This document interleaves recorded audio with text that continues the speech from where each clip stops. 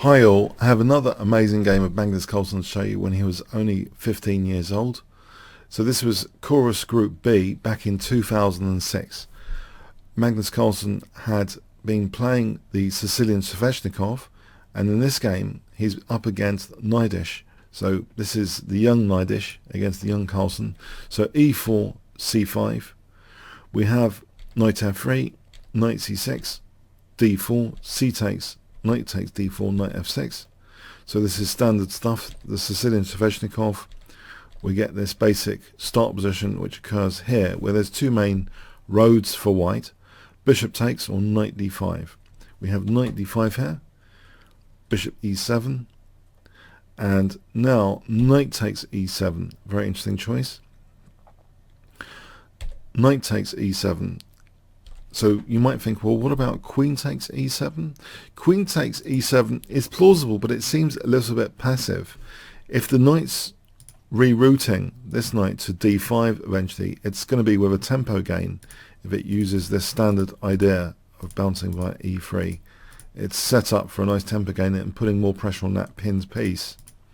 But it seems, for example, with h6, if black encourages that dark square bishop, it's not entirely without merit. White is slightly better, but it's not entirely terrible for black either to play it like this.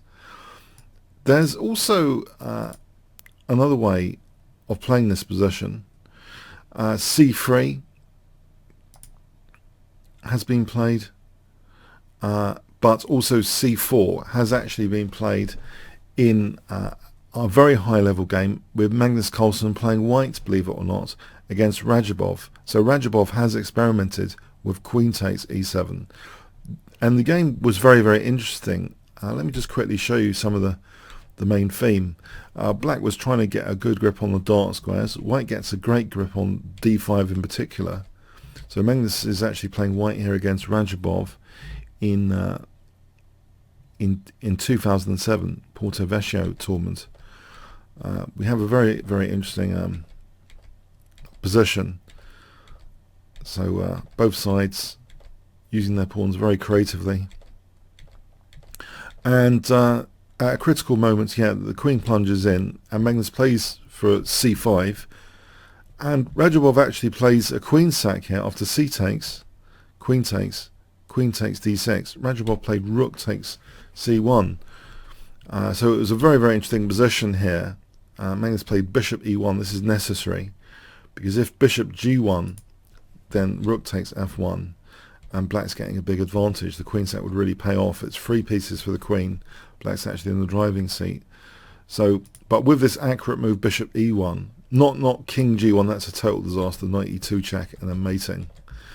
This game, after knight takes d5, was still in the balance actually for a bit until this move.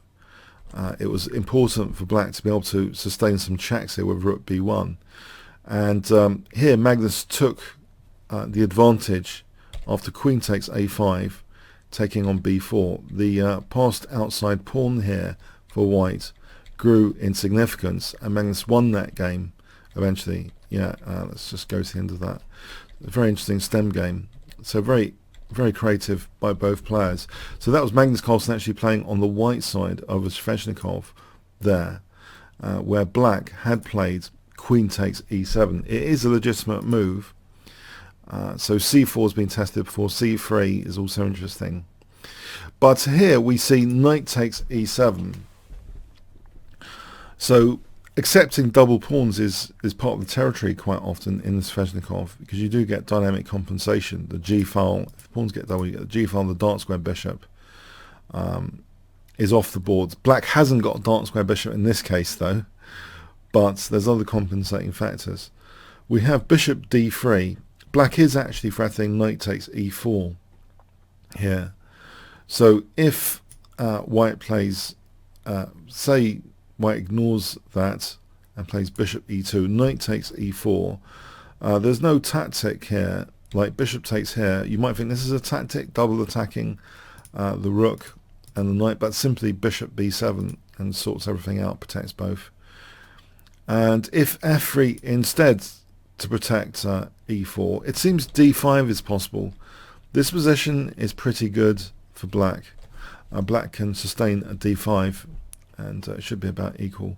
So bishop d3, protecting that pawn.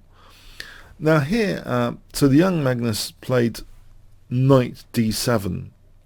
There's an excellent course at Chessable if you want to follow the Kingscrusher TV/Magnus. And IM Chess Explained has really researched this position with the latest technology, latest engines. And it seems here, knight d7, there might be a potential improvement actually instead of knight d7 here, which is to play d5. So this is a very, very interesting idea. I mean, if you think about it, this is a kind of weakness of the last move. It's neglected d5 a bit. It's interrupted d5. So it seems it's a logical kind of invitation to play d5. And there's a lot of training variations. If you are interested in really studying Sveshnikov, there's a number of training variations with this d5 here. But very, very brief glance. If e takes, it does activate the queen, hitting g2, threatening e4, hitting both bishops. So yeah, this is an active position for black. If queen d2, bishop f5 is plausible. This is plausible, it seems. From my own brief analysis, it seems as though black's going to be okay. There's enough play here for black.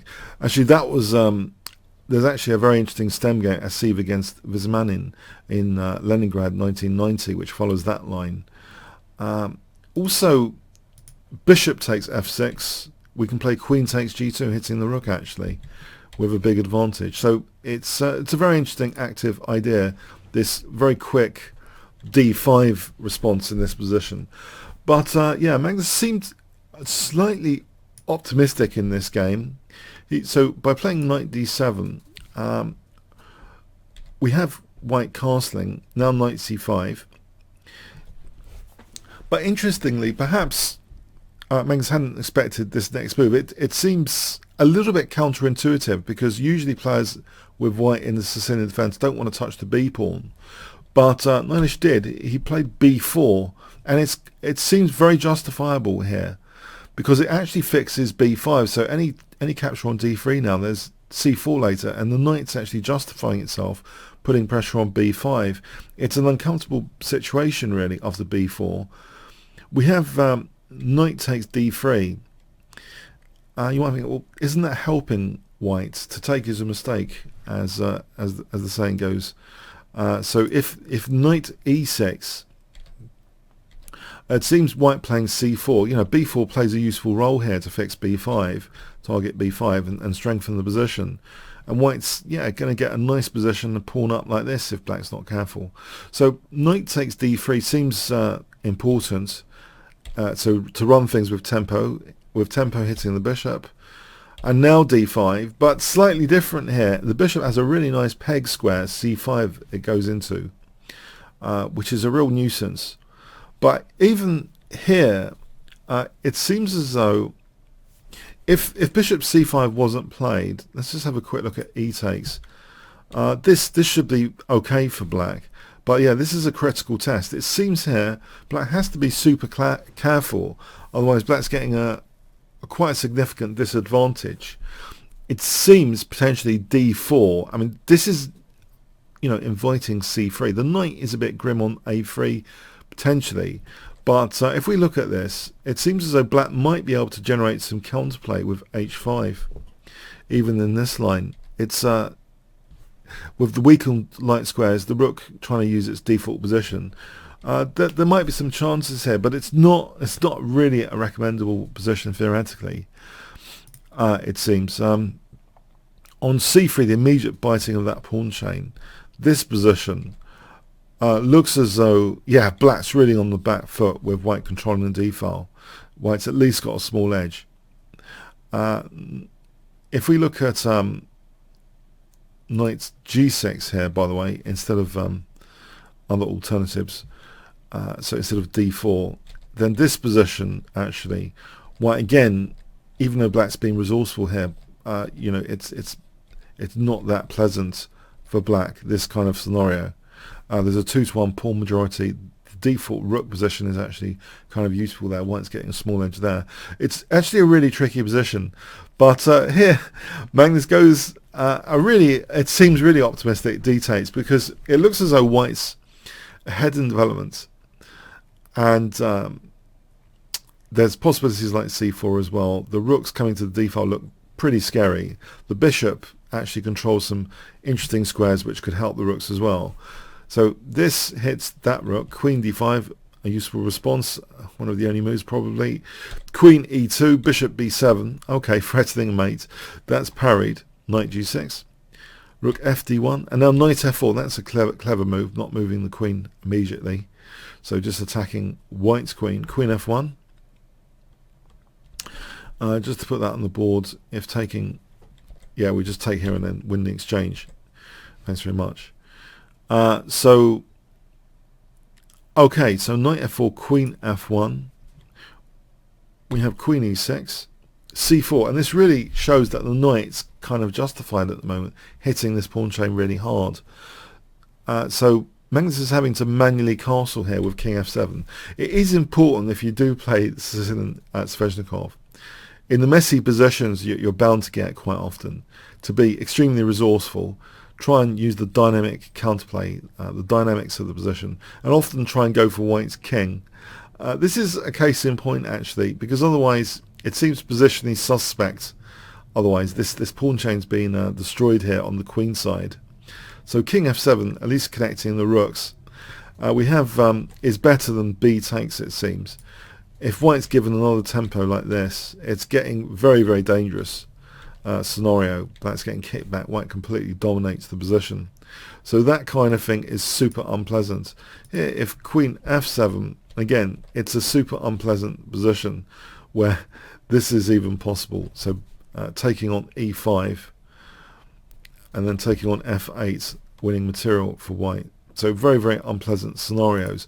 So king f7, rook d6, queen f5, c takes, a takes, knight takes. So White, yeah, will win all end games, it seems, with the two connected passed pawns. But Black, Magnus, is super resourceful, even at this young age. He's going to coordinate his pieces as much as possible and drum up as much counterplay, find as many common squares of attack as possible, try and undermine this pawn chain as much as possible. So his first step in doing this is king g6. Okay, we have rook d2. And actually doesn't mind one pair of rooks coming off. Okay, knight d6, and yeah, this looks as though it's still super unpleasant. But this is a really interesting opportunity. This bishop's kind of valuable for the common squares and the pawn chain implication, hitting that pawn chain. Can you see what Magnus played in this position? A practical move in the circumstance. If I give you 5 seconds to pause the video. Black to play. Okay. Rook takes, yeah, preserving this important bishop. It's a practical move, as I say. Queen g5. So potentially there's some really menacing threats around the corner. White played king h1 here, which, yeah, seems to keep the king aligned to this bishop. So there's undermining operations one might be tempted for. Any e4 you have to be careful about bishop takes f4. But to keep practical chances alive, yeah, this seems as though if White was playing more clinically, a4 is actually dual purpose here. It's progressing the passed pawns, and it also vacates a3, which is useful sometimes for the defense of f3. So, for example, this position looks as though it's not going to be a problem. There is a scenario here, yeah, for example this, White's getting a big advantage. There's no real problem. If queen takes, yes, Black could use this form pawn to force a draw, queen f3, queen g2, and get a perpetual attack on either g2 or f3. But if White's careful, yeah, White can weather the storm with a4 here, tactically. But king h1 was played, h5. So Black is conspiring on all the common squares to undermine the pawn chain. We have bishop c5, and that does neglect the attack on f4. So in fact, e4 is played here, trying to open up more this bishop. And we have actually, on move 32, a truly fatal mistake here being played by the young Naiditsch. Naiditsch played bishop e3. What would you play in this position? Is it easy to sort of parry this pressure? In fact, I've given you a clue already for the sort of move that might be necessary here. 500 points if you remember it, or can work it out again. White to play here. Don't panic. Hitchhiker's Guide to the Galaxy might be appropriate here about this incoming pawn structure attack. It seems a4 is plausible, giving rook a3. So say h4, bishop d6, e takes. If queen g4, there's rook a3. That's the key thing there, and that's holding things. But in the game, yeah. If we look at this instead, if e takes, by the way, queen g4, again rook a3, and white makes progress, that is checkmating white. But white could do much better there with, it seems, b5, keeping the queen at home to protect key squares. And this situation is different with the queen on b5. There's actually a key check, check, taking on f4, and that's fine. The bishop is ready to come to g1 here on queen f1. So yeah, very, very tactical situation indeed, but it turns out a4 is really necessary. So bishop e3, and Magnus just takes on f3, and he's really justifying this bishop, mining the pawn chain. So the next move caused white to have to resign, so I hope you can spot it. 5 seconds to pause the video.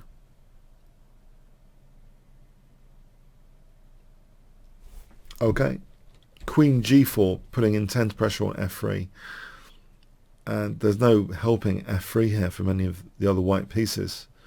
If bishop takes f4, then winning the queen leads to also winning the bishop.